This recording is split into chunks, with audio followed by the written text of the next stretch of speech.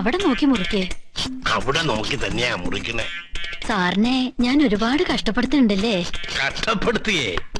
ഇതൊക്കെ ഒരു സുഖമല്ലേ ദാക്ഷായണി? പണ്ടും പാചകത്തിന് എനിക്കൊരു വാസനയുണ്ട്. വിശാലത്തിന്റെ അമ്മയുള്ള കാലത്ത് ഞാൻ തേങ്ങ ഉരുണ്ടി കൊടുക്കും, പാല് പിഴിഞ്ഞു കൊടുക്കും. അന്ന് ചെറുപ്പമല്ലേ, അതുപോലാണോ ഇപ്പോ? ഞാൻ മുറിച്ചോളാം. കൈ മുറിഞ്ഞൊന്നുമില്ലല്ലോ. എന്താ? ഇന്ന് എനിക്കൊരു 100 രൂപ കൂടി വേണം. ഈ മാസം 400 ഉറുപ്പിക ഞാൻ തന്നു. ഇല്ലെങ്കി വേണ്ട, ഞാൻ പലചരക്കടയിൽ നാരായണൻ ചേട്ടനോട് വാങ്ങിക്കോട്ടെ.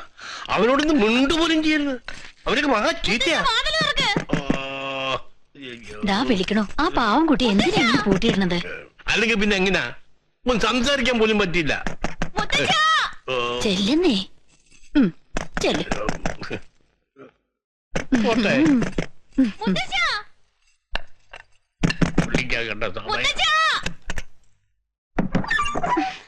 എന്റെ മുത്തച്ഛ, എത്ര നേരം വെച്ചാ ഞാൻ വിളിക്കാ?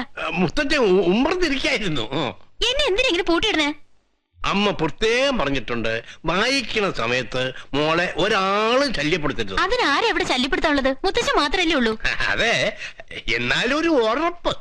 ഉറപ്പ്? കഷ്ടമുണ്ട്. ഗവേഷണവും തടവും എനിക്ക് മടുത്തുട്ടോ.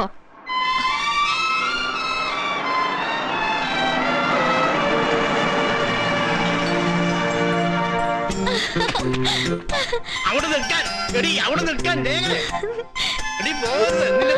ഞാൻ സമാധാനം പറയണം. എന്റെ രഘുട്ടാ, ഈ നരകത്തിൽ നിന്ന് കുറച്ചു നേരം പറയാം.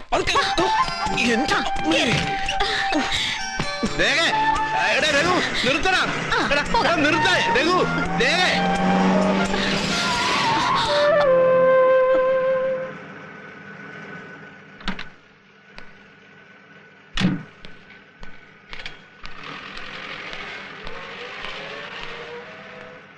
ലേഖ ഇറങ്ങ. ഇനി വേണമെങ്കിൽ രഘുവിന് പോകാം, അല്ലെങ്കിൽ കാപ്പിയൊക്കെ കുടിച്ച് സംസാരിച്ചിട്ട് പോവാം. ഇല്ല, ഞാൻ പോണു. ഇറങ്ങിട്ട് പോയാ മതി. ഞാൻ നെല്ലിയാമ്പതിക്ക് പോണ വഴിയാ. സന്ധ്യക്ക് മുമ്പ് എത്തണം. എന്നോട് ഇത്തിരിയെങ്കിലും ഇഷ്ടമുണ്ടെങ്കിൽ രഘുവിട്ട് ഇറങ്ങാതെ പോവില്ല.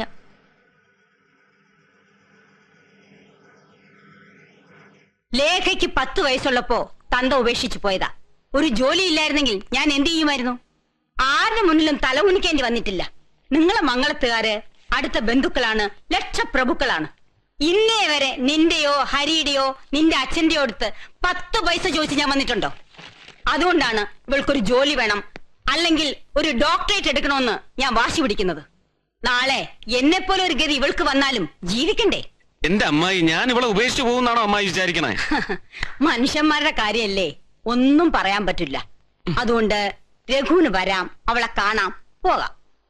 പക്ഷേ അവളുടെ മനസ്സിന്റെ ഏകാഗ്രത നഷ്ടപ്പെടുത്തരുത്. പ്രൊഫസർ കുമാരപിള്ള സാർ പറയും ഗവേഷണം ഒരു തപസ്സാണെന്ന്, അല്ലേ? കറക്റ്റ്. ആ തപസ് ഇളക്കാതിരിക്കാൻ നോക്കുക. നിങ്ങൾ രണ്ടാളും പഠിച്ചിരുന്ന കാലത്ത് ഞാൻ ഇത്രയും സ്ട്രിക്റ്റ് ആയിരുന്നില്ലല്ലോ. ഉവ്വോ?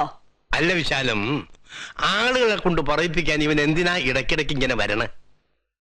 നോക്കണ്ട, ഞാൻ പറയാനുള്ളത് പറയും. അതെ, ഈ നാട്ടിലുള്ള എല്ലാവർക്കും അറിയാം ഇവൾ എന്റെ പെണ്ണാണെന്ന്. പിന്നെന്താ പറയാൻ? എന്തേ? ഞാൻ പോണു. കാപ്പി കുടിച്ചിട്ട് പോവാ. വേണ്ട.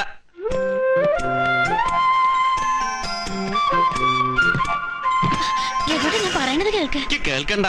ഈ ഗവേഷണം എന്ന് പറയണത് കൊടും തപസ്സാണ്. വിശ്വാമിത്രന്റെ മുമ്പിൽ മേനകയെ പോലെ ഞാൻ വന്ന് ഡാൻസ് ചെയ്താല് മനസ്സളകും. പോയി തപസ്സി. ഞാൻ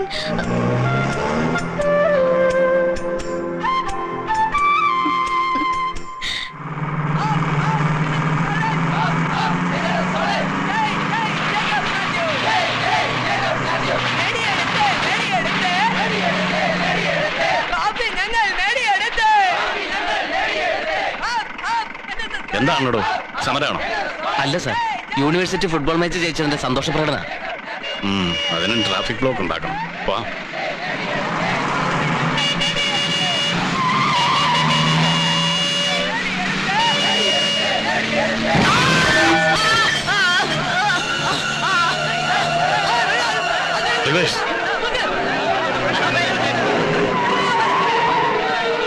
മറക്കേ ഒന്ന് മാറാൻ. My God. എടോ ഈ കാണിക്കണത് തെമ്മാടിത്തരമാണ്. വണ്ടി നിർത്തരോ. കണ്ടോന് വെറുതെ പെരുമാറാൻ കൊടുക്കാനുള്ളതല്ല ഈ തടി. മോട്ടോർ വാഹനാകുമ്പോ തട്ടും മുട്ടും ചാവും. നമ്മൾ ഹോൺ അടിച്ചാ വന്നത്. റോട്ടിൽ നിന്ന് മാറണം. അറിയില്ലെങ്കിൽ നെഞ്ചത്തോടെ കയറ്റണോ? ആ ചിലപ്പോ കേറ്റും. പോലീസ് കേസെടുത്തോട്ടെ. ഒരു പോലീസ് വണ്ടിയല്ലേ വരണത്? ആ പോലീസ് വണ്ടി നമ്മളെ ഫോളോ ചെയ്യാണ്. പ്രശ്നമാ. എന്ത് പ്രശ്നം? കോൺടെസ്റ്റ് വണ്ടിയാ, അതും സർക്കാർ വക. വേണമെങ്കിൽ നടപടി എടുത്തോട്ടെ, അല്ലാതെ പോലീസിനാ മൂക്കിയെത്തും.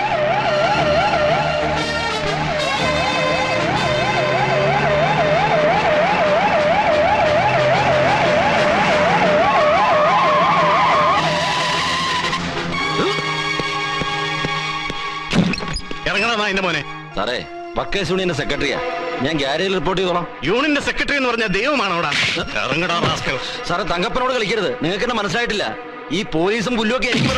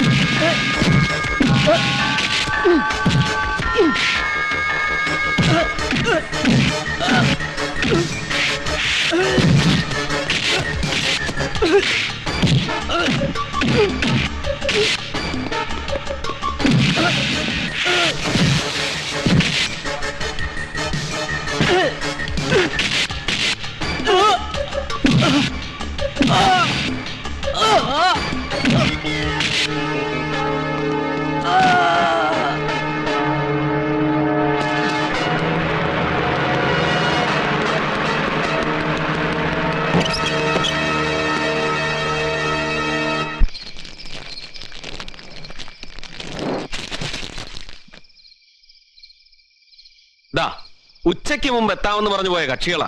അതെന്താ ഉണ്ടായിന്നറിയോ? എന്തിനും ഒരു കാരണം ഉണ്ടാവുമല്ലോ. ഉച്ചക്ക് പെട്ടെന്ന് ട്രാൻസ്പോർട്ട് ബസ്സുകാർ ഒരു മിന്നൽ പണി മുടക്കി. എന്തേ, തൊഴിലാളികളെ ആരെങ്കിലും കണ്ണുരുട്ടി കാട്ടിയോ? ഹേയ്, ഒരു കോളേജ് കുട്ടിയുടെ മേത്ത് വണ്ടി കയറ്റി കൊന്നിട്ട് നിർത്താണ്ട് ഓടിച്ചു പോയ മെക്കാനിക്കിനെ പോലീസ് തല്ലി. അതിനിപ്പോ തല്ലാണ്ട് ഉമ്മ വയ്ക്കാൻ പറ്റുമോ? തല്ലിയതാരാന്നറിയോ? മേനോൻകുട്ടിയുടെ ഏട്ടൻ. ഏട്ടനോ? എന്നിട്ട് പുറത്ത് ആൾക്കാർ പറയുന്നത് മെക്കാനിക്ക് ഏട്ടന്റെ തല അല്ലി പൊളിച്ചു എന്നാണ്. ഏട്ടനെ തല്ലേ?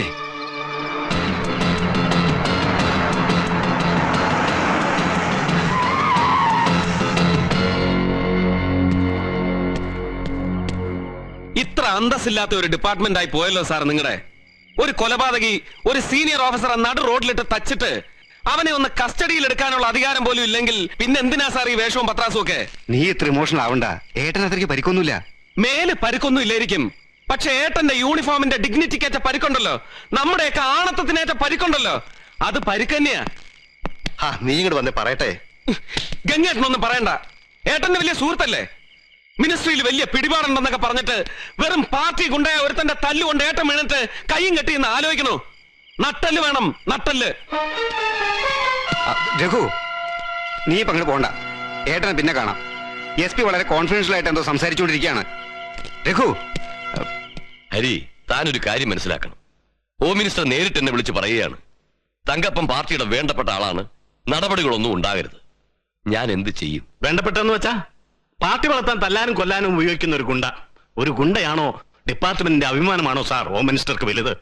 നിശ്ചയമായും പാർട്ടിയെ വളർത്തുന്ന ഗുണ്ടയാണ്. നമ്മളൊക്കെ വെറും സർവൻസ്, ജനങ്ങളുടെ അല്ല, മിനിസ്ട്രിയുടെ എന്ന് പറഞ്ഞാൽ രാഷ്ട്രീയക്കാരുടെ. നമ്മുടെ ഡ്യൂട്ടി അവരുടെ താല്പര്യത്തിനനുസരിച്ച് പ്രവർത്തിക്കുക, അവരെ സല്യൂട്ട് ചെയ്യുക, അകമ്പടി പോവുക, കാവല് കിടക്കുക, ചീത്ത കേൾക്കുക. ഒക്കെ ചെയ്താലും അവസാനം കറിവേപ്പിലയുടെ ഗതി എടുത്തങ്ങോട്ട് കളയും. ക്ഷമിക്കണം സാർ, എന്നാ പിന്നെ എന്തിനാണ് ഈ കറിവേപ്പിലാവണത്? പോയി തൂമ്പെടുത്ത് കിളച്ചൂടെ സാർ? രഘു, നീ ഇപ്പൊ എന്തിനാ ഇങ്ങോട്ട് ഓടിക്കറിച്ചു വന്നത്? സാർ, ഈ കേസിൽ എന്ത് നടപടി ഉണ്ടാവും അറിഞ്ഞാൽ കൊള്ളാം.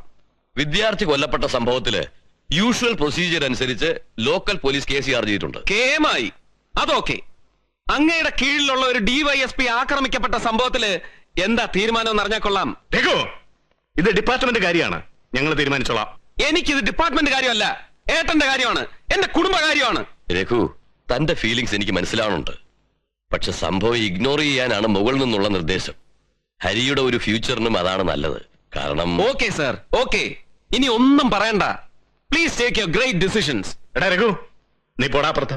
ഏട്ടാ, നെല്ലിയാമ്പതിയില് നല്ല അസല് തൂമ്പ ഇരിക്കുന്നുണ്ട്. കിളച്ചുണ്ടാക്കിയ പൊന്ന് വിളയും. പൊന്ന്, അതിനൊരു അന്തസ്സുണ്ട്.